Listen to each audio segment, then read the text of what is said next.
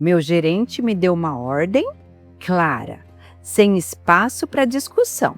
E eu a cumpri, palavra por palavra, passo a passo, exatamente como ele disse. Eu não discuti, não sabotei, não reclamei. Eu simplesmente fiz o que me mandaram fazer. E foi exatamente isso que o destruiu. Mas vamos do começo, porque para entender o que aconteceu naquele dia em que cliquei em enviar naquele e-mail, você precisa saber quem é o Marcos e o que ele fez 6 semanas antes disso. Eu trabalhava em uma empresa de TI de médio porte. Não era uma grande corporação nem uma startup pequena, algo ali no meio. Cerca de 200 pessoas, vários departamentos, clientes principalmente do setor financeiro. Eu era testadora de software sênior, 5 anos de casa, boa reputação, conhecia cada canto do nosso sistema melhor do que alguns desenvolvedores. E aí o Marcos chegou, o novo chefe do departamento, nomeado de cima. Ele tinha cerca de 37 anos, sempre com o notebook debaixo do braço, sempre com a expressão de alguém que sabe algo que você não sabe. Do tipo de pessoa que na primeira reunião solta frases como precisamos quebrar os processos antigos e velocidade é a nossa vantagem competitiva. Eu já tinha visto gente assim antes e sabia muito bem como isso costuma terminar, mas decidi dar uma chance a ele, observar, não tirar conclusões precipitadas, vai que dessa vez era diferente. Nas primeiras 3 semanas, realmente nada de especial. O Marcos fazia reuniões, fazia perguntas, dizia boa ideia e precisamos pensar nisso. Parecia estar se ambientando aos processos. E aí veio a 4ª semana e tudo mudou.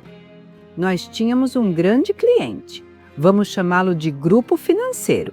Eles encomendaram uma atualização do módulo de pagamentos, uma parte crítica do sistema, por onde passavam centenas de transações de milhões de dólares todos os dias.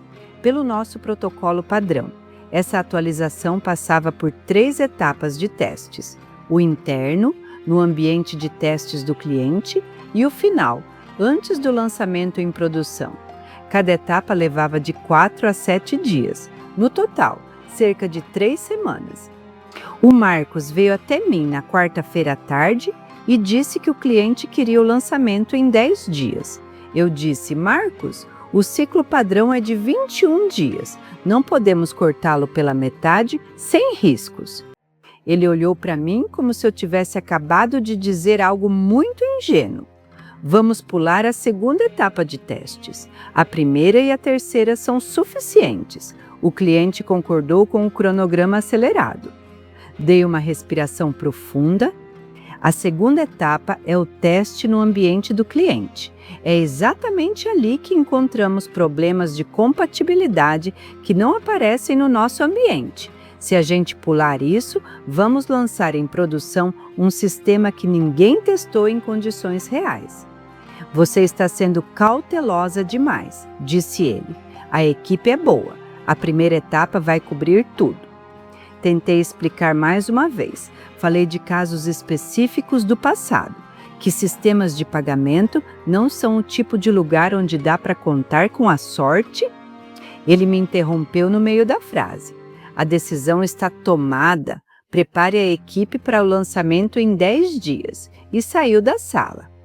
Naquela mesma noite, escrevi um e-mail para ele. Um e-mail claro, profissional e calmo. Expus a minha posição. Pular a 2ª etapa de testes trazia riscos específicos, que listei em tópicos, pedi uma confirmação por escrito de que a decisão havia sido tomada pela gerência e que a responsabilidade pelas possíveis consequências estava registrada de acordo. Procedimento padrão para esse tipo de situação, nada fora do comum. Na manhã seguinte, o Marcos entrou na minha sala. Ele fechou a porta. Que e-mail é esse? Perguntou ele baixinho. Não foi alto, não foi agressivo, foi baixo. E isso era pior. É o procedimento padrão de registro de prevenção. Quero garantir que a decisão seja documentada. Ele se inclinou um pouco para frente. escuta aqui com atenção, ou você faz parte da equipe ou não faz. Se você não consegue cumprir as decisões da gerência, amanhã pode nem vir trabalhar. Olhei para ele, ele olhou de volta. Marcos, você está me ameaçando de demissão por eu seguir os procedimentos de trabalho? Estou mandando você cumprir a ordem. Ponto final. Ele saiu. Eu continuei sentada na minha mesa. Sabe, tem aquela sensação de quando você é encurralada contra a parede injustamente e tem duas opções: se assustar ou lembrar que conhece as regras do jogo muito melhor do que quem está te encurralando. Eu escolhi a segunda opção e foi aí que algo mudou dentro de mim. Não foi raiva, não foi pânico, foi algo mais frio, algo muito calmo e muito lúcido. Tudo bem, Marcos? Você quer que eu cumpra a ordem? Eu vou cumprir a ordem. Nos 2 dias seguintes, eu fiz 3 coisas. Primeiro, escrevi um relatório técnico detalhado sobre todos os riscos potenciais de pular a segunda etapa. Cenários específicos, consequências específicas, com referências a incidentes anteriores no setor. 7 páginas, direto ao ponto, profissional.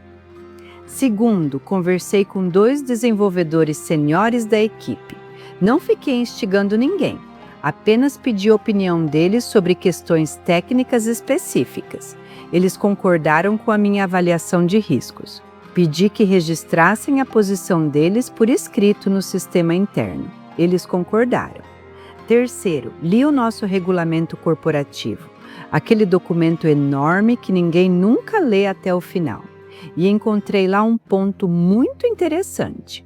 Ele dizia que, caso um funcionário apresente objeções por escrito a uma decisão que possa afetar a segurança dos dados dos clientes, o gerente é obrigado a fornecer uma justificativa por escrito da decisão ou a escalar a questão para o nível superior. O Marcos não fez nenhuma coisa, nem outra. Ele simplesmente me ameaçou de demissão e saiu. Salvei um print desse artigo, adicionei à minha pasta e foi aí que percebi. Eu não tinha em mãos apenas objeções técnicas. Eu tinha em mãos uma violação documentada dos procedimentos internos por parte do próprio Marcos. Ele me deu uma ordem, mas violou o próprio regulamento que era obrigado a seguir. Agora só restava uma coisa: apertar o botão certo. No terceiro dia, escrevi outro e-mail, dessa vez para o Marcos e com cópia para o diretor de desenvolvimento e para o RH. O e-mail tinha apenas 2 frases. Confirmo que estou cumprindo a ordem da gerência referente ao lançamento da atualização do módulo de pagamentos do cliente Grupo Financeiro, sem a realização da segunda etapa de testes. Minhas objeções por escrito e a análise técnica de riscos seguem anexadas a este e-mail. Li 2 vezes, verifiquei se todos os anexos estavam lá e cliquei em enviar. 40 minutos depois, o diretor do departamento me ligou. Que e-mail é esse? Perguntou. Registro de cumprimento de ordem. Respondi calmamente, pausa do outro lado da linha. Uma longa pausa. Fique de prontidão, disse ele finalmente e desligou.